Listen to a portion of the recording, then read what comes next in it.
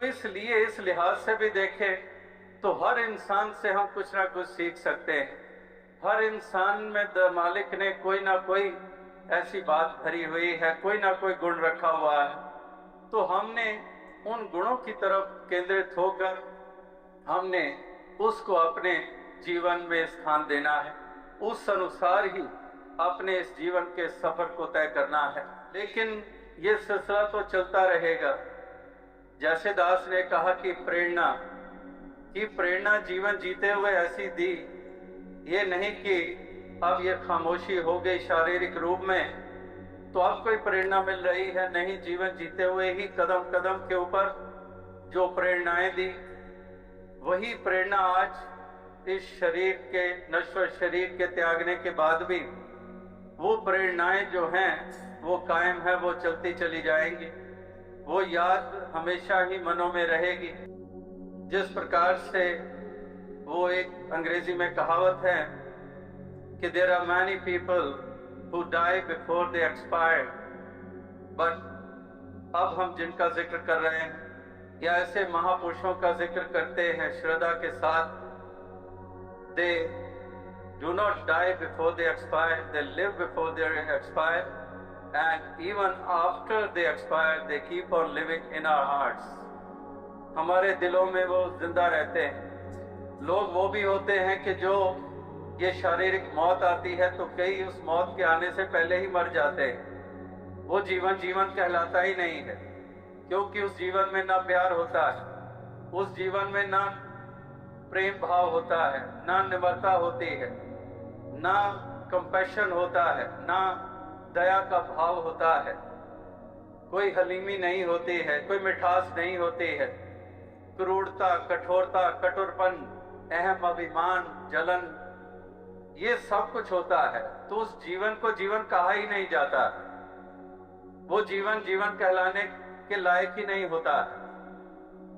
तो ऐसे महापुरुष, भक्त जन, सज्जन प्रवृत्ति वाले जो इस शारीरिक मौत के आने से पहले मर के नहीं जीते हैं, वो वाकई ही सही मायनों में जीवंत होते हैं, क्योंकि उनके खूबसूरत जो पहलू वो जीवंत होते हैं। वो पहलू मर गए नहीं होते जीवन में से, वो जिंदा होते हैं, उनको मजबूत रखते हैं। वो प्यार वाला हो, हलीमी वाला हो, वो सहनशीलता वाला हो, वो विशालता वाला हो, वो पूरी नेक नीयत के साथ अपनी जिम्मेदारियों को निभाने वाला पहलू हो, वो सारे के सारे इस जीवन में मजबूती वाले देखे गए।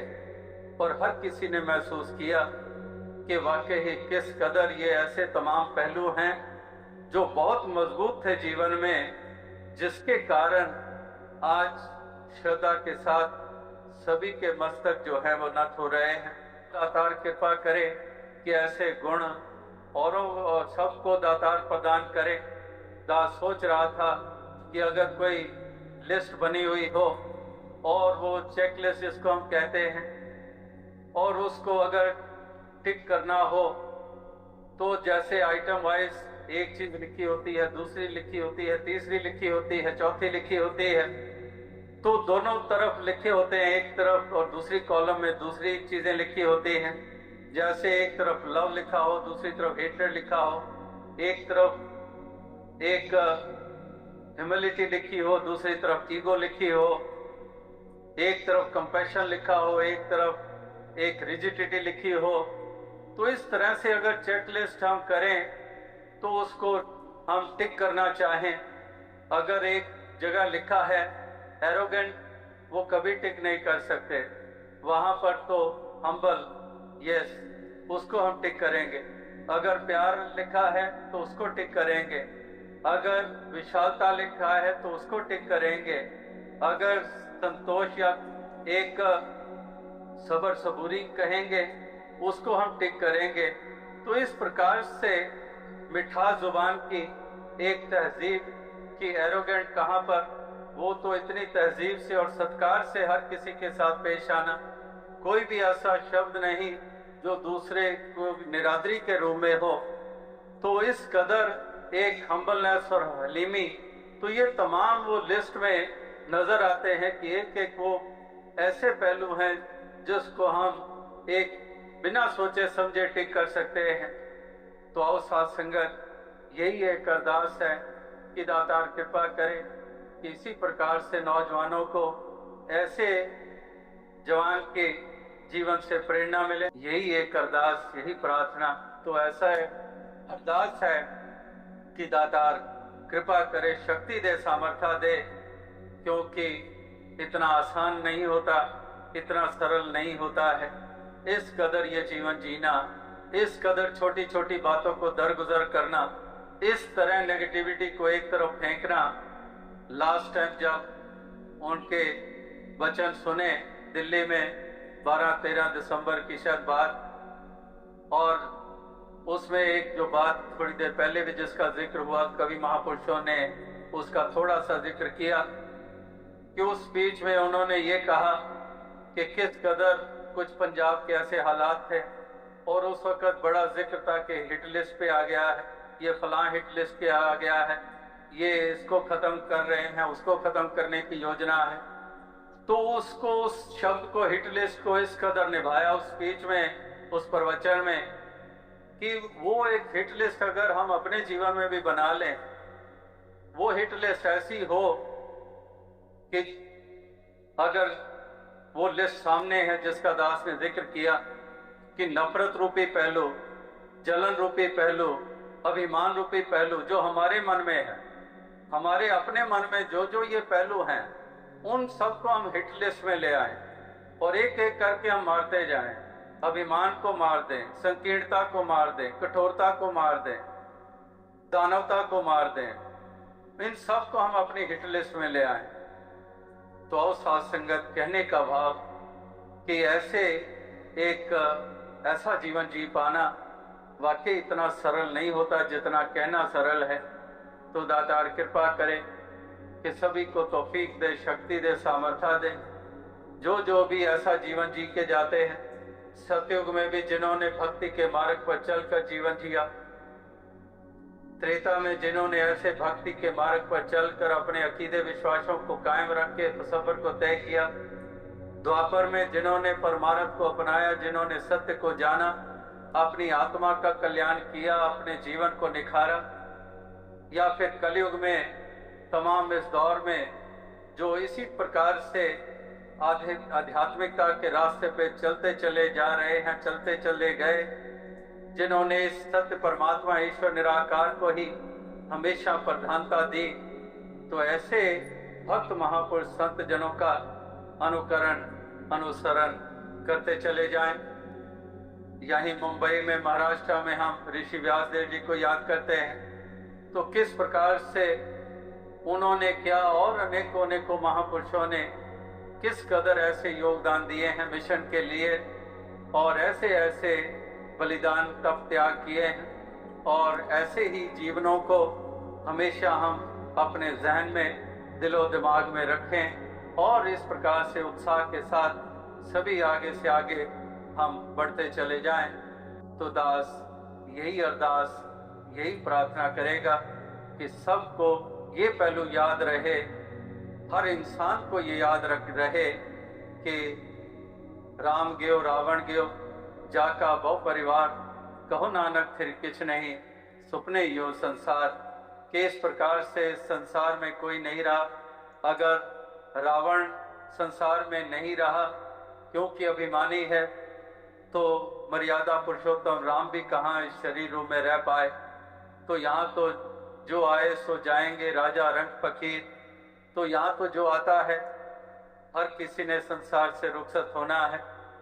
और इस प्रकार से भक्त इसलिए अपने इस जीवन को इतनी इम्पोर्टेंस देते हैं कि ये हमारे जीवन की यात्रा इस कदर सुंदर बनी रहे, क्योंकि पता नहीं होता कि केल करेंदे हंजनो अचिंते बाज पए, कि केल करेंदे हंजनो अचिंते बाज पए। तो इस प्रकार से अचानक ही ये मालूम नहीं पड़ता कि ये जीवन का सफर ये कहाँ पर यकायक रुक जाने वाला है। ये श्वास नगाड़ा कूच का बाजत है दिन रैन, कि ये श्वास बजाते खुद हमारे जो चल रहे हैं, ये नगाड़ा है, नगाड़ा बजता है, कोई सूचना देता है। तो कबीर जी कहते हैं कि तेरे श्वास ही अपने आप में एक नगाड़ा है, और वो नगाड़ा ये सूचना दे रहा है कि हम भी कभी बजते बजते अचानक रुक जाएंगे। वो नगाड़ा कह रहा है मैं भी कभी अचानक ही बजते बजते रुक जाऊंगा। इसलिए जितने श्वास हैं, इन श्वासों की कीमत डालें, इन श्वासों की कदर करें। हम यूं ही वैर वास्तव में ना उलझे रहें। जिए तो जिए तेरी दुनिया में, उल्फत व मोहब्बत समझे नहीं कि जीने को जिए तेरी दुनिया में, लेकिन ना उल्फत समझी, ना प्यार समझा, ना खलूस समझा, ना मानवता हमारे जीवन में आई। केवल जिस्म इंसानों वाले रह गए, लेकिन मानवता नहीं आई जीवन में। तो इस प्रकार से एक उम्र भी कम है मोहब्बत के लिए। लोग वक्त निकालते हैं कहाँ से नफरत के लिए, तो एक उम्र भी कम है मोहब्बत के लिए। वाकई हर किसी को ये ध्यान रखना है कि हमने ये जीवन मोहब्बत के लिए जीना है, प्यार देना है। 2.5 अक्षर प्रेम के पढ़े सो पंडित होए, कि प्रेम करते जाना है। ये काहे की नफरतें, काहे के ये मन मुटाव, काहे के एक रंजिशें पालनी, ये तो सब धरा धराया रह जाता है। इंसान चले जाते हैं, फिर वो समा हाथ आता नहीं है। तो इसलिए ये जो मालिक ने थोड़ी सी जीवन हमें दिया है, इस जीवन को 4 दिन कह देते हैं कि 4 दिनों की जिंदगी, कि 4 दिन भी कह देते हैं, 4 पहर भी कह देते हैं। तो ऐसा जीवन जो मालिक ने हमें अमोलक दिया है, हम जहाँ पर अपनी आत्मा का कल्याण करें, वहाँ पर हम इसी प्रकार से जीवन के सफर को भी एक सुंदर ढंग से तय करें, और इस कदर हमारे जीवन की यात्रा ये तय हो जाए। इसी प्रकार से माटी के पुतले हैं सारे, मट्टी में ही सभी मिल जाते हैं। खाक की खाक स्यों रल जाना, तू कदे ताहों से आना। कि एक खाकी खाक के पुतले ने खाक की ढेरी में तब्दील हो जाना है। खाकी यानी कि एक खाकी जिस्म, खाकी खाक स्यों रल जाना, तू कदे ताहों से आना।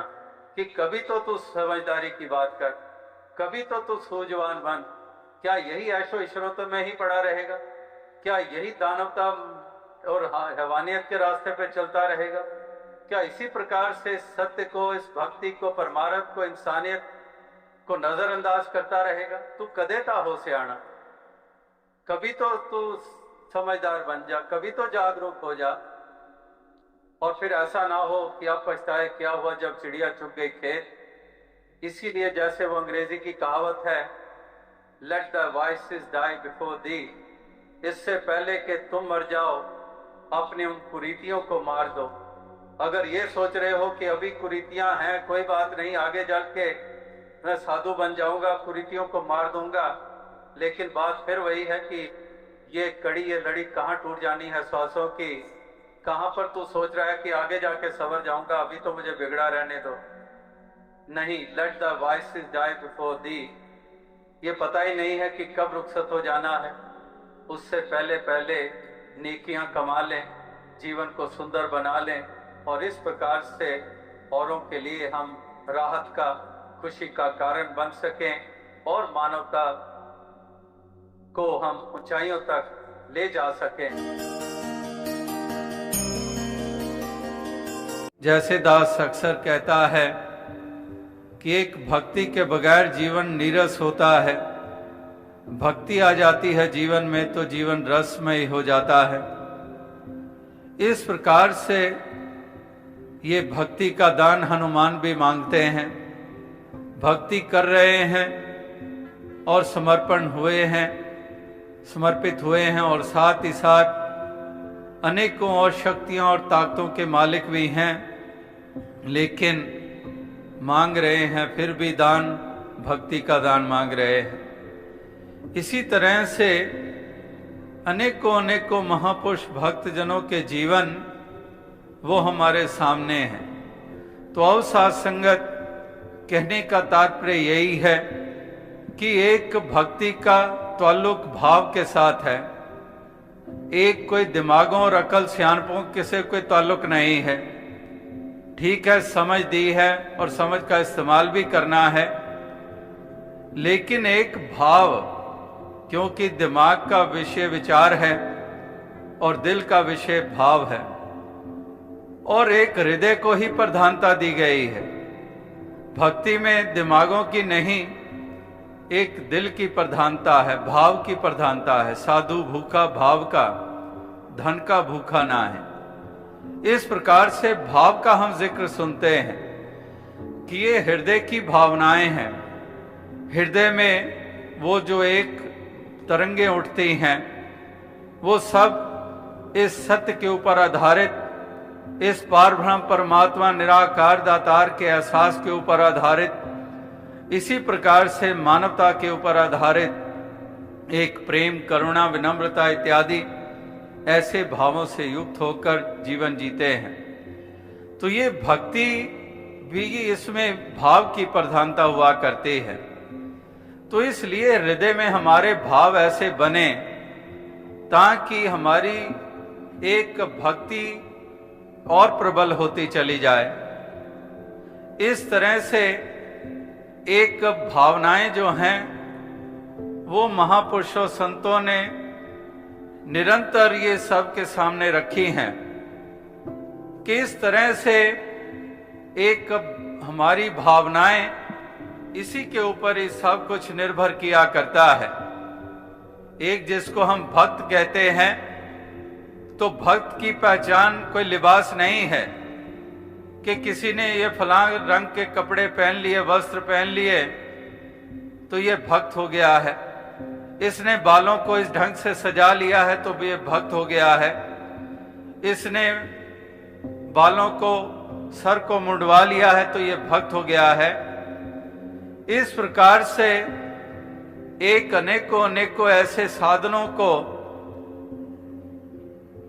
भक्त होने की पहचान ये माना जाता रहा है और आज भी माना जा रहा है। लेकिन महापुरुष संत जन वो इस तरह से ये बात साथ साथ समझाते आए हैं कि भक्त की पहचान कोई ये शारीरिक बनावट नहीं है, ये एक हृदय के भाव हैं, ये एक सोच है, और उसी के अंतर्गत वो सुंदर व्यवहार है, वो सुंदर चाल है, वो एक किसी को भक्त का दर्जा दिलवाती है और उसको सत्कार प्राप्त होता है।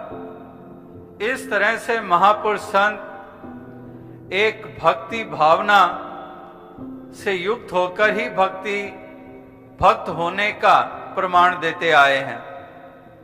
जिस तरह से संत महात्मा भक्तजन वो निरंतर यही एक बात सबके सामने रखते आए हैं,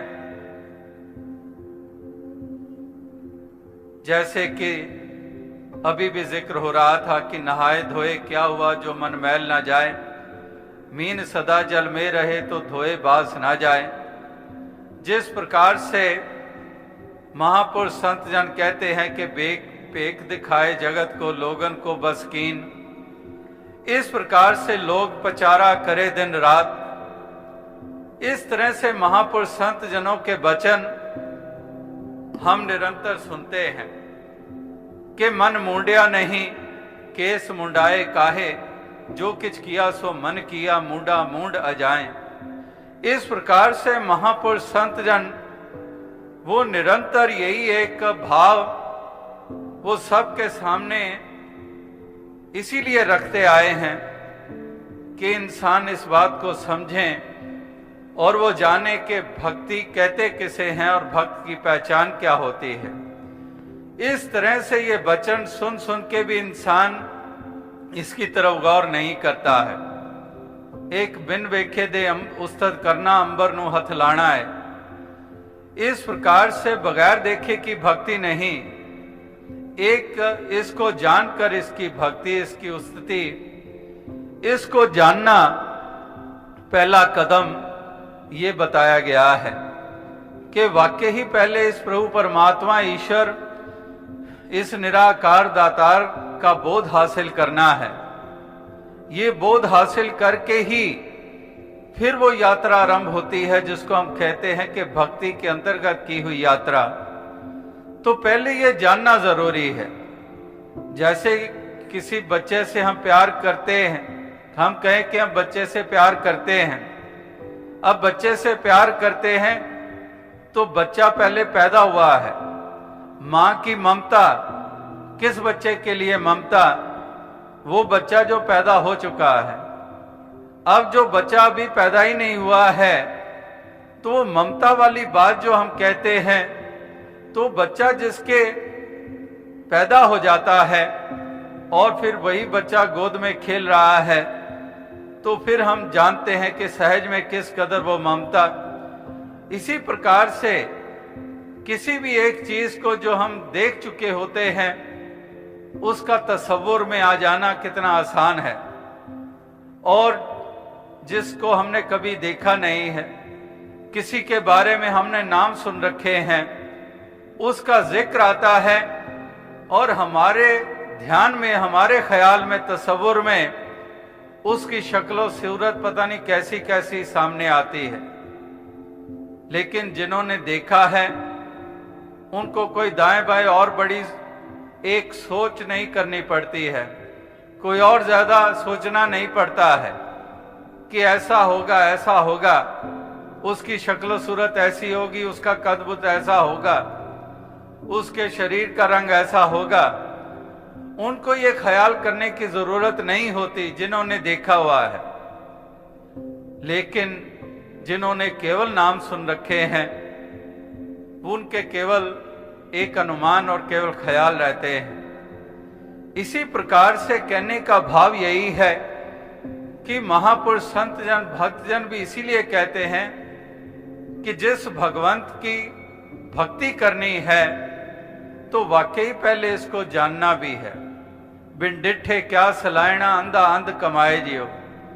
अगर हम गुरबाणी में भी पढ़ते हैं तो बिन डिठे क्या सलायना, अंधा अंध कमाए जियो, कि उसको अंधा कह दिया है कि वही बात के बिन देखे दे उस्तद करना, अंबर नु हथ लाना है। तो इस प्रकार से पहले तो इस परम तत्व को जानना, जिसकी भक्ति करनी है, जिसको सन्मुख रखना है, जिसको रूबरू रखकर इस तमाम जीवन की यात्रा को तय करनी है। इस प्रकार से ऐसे प्रभु परमात्मा, इस ईश्वर, इस निराकार, इस दातार को जानना, ये जरूरी कदम बताया गया है तमाम महापुरुषों, संतों के द्वारा। तो अवसाद संगत, कहने का तात्पर्य यही है कि इसी प्रकार से ये पहले जानने की बात हो गई, और फिर इसको उठते बैठते इसका ध्यान, इसका ख्याल करते हुए इस प्रकार से इसके एहसास के साथ इस जीवन की यात्रा को तय करते हैं भक्त। तो अवसाद संगत, कहने का तात्पर्य यही है, जैसे कहते हैं कि दीन गरीबी बंदगी सबसे आदर भाव, कहे कबीर बंदा बड़ा जाका मधुर स्वभाव। के दीनता, मन की दीनता, के दीन गरीबी, मन करके फकीरी, के दीन गरीबी बंदगी सबसे आदर भाव, कहे कबीर बंदा बड़ा जाका मधुर स्वभाव। किस प्रकार से वो मधुरता वो स्वभाव में आ जाया करती है। इस प्रकार से एक स्वभाव में अगर मधुरता आ गई तो वाणी में भी मधुरता आ जाती है, स्वभाव में मिठास आ जाती है तो जुबान में भी मिठास आ जाती है। इस प्रकार से दीन गरीबी बंदगी सबसे आदर भाव, कहे कबीर बंदा बड़ा जाका मधुर स्वभाव। इस प्रकार से कहने का भाव यही है, जहां से दास ने बात आरंभ की थी कि एक